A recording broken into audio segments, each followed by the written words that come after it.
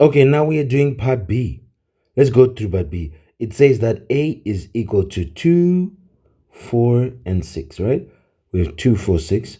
And then it says that B is equal to 4 and 5.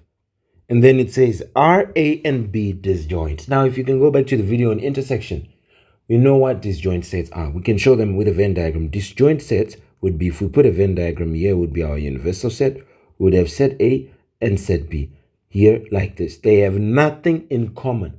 That's what it means. And we can write it like, if sets are disjoint, it means A intersection B is going to be equal to nothing. There would be nothing which is both in A and in B. Or we can say A intersection B, we can write it as the empty set like this. It'll be an empty set. Now, that is what is that. Then if it's like this, then we say this is disjointed.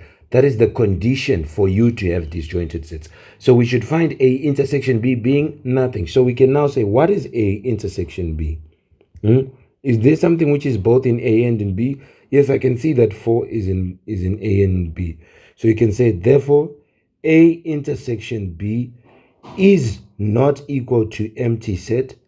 Therefore, so they are not disjointed, right? So A and B are not disjoint, okay? Are not disjoint. It's not equal to, it should be equal to the empty set, but here it's not. So they are not disjoint. That's going to be your solution for that. We'll go to C now. We'll go to C. We can do it in the next, or let's just continue in here. We'll say C would be, it says A is equal to 1, 3, 5, 7, 9. The odd numbers below 10. And then it then says that B is equal to 3, 6, 9. Right? And then now it says, and we have again C, which is 2, 4, 6, 8. So C would be 2, 4, 6, 8. Now it says, what should we find? Find each of the following. Part I, it says find A union C. Well, this one we can just find it straight away. A union C, we're just combining, right? Okay, let's put it. We're just combining. It should be in one or in both. So let's go for it. What do we have? We start with, we can just be checking the numbers, okay? We are uniting C and A, so we'll be just checking the numbers. We can start with 1 going up and we'll be saying, so 1, is it there in A or in C? Yes, it's there in A, so we can put it.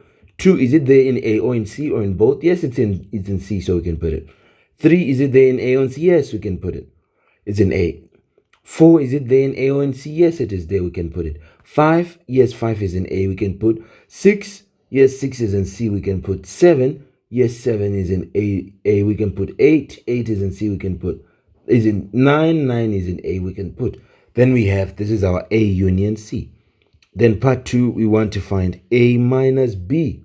What is that going to be? Remember, when it says find A minus B, where are we starting from? From A. Then what are we removing? B. So we can go to A. What is the first number in A? 1. We check if it is in B. No, it's not. So we can put it. Then the next number 3. 3, is it in B? Yes. So we can't. The next number 5. Is it in B? No, we can put it. Next number 7. Is it in B? No, we can put it. Next number 9. Is it in B? Yes. So we can't. So here it'll be 157 and would be done. And these would be your solutions. Right? Okay.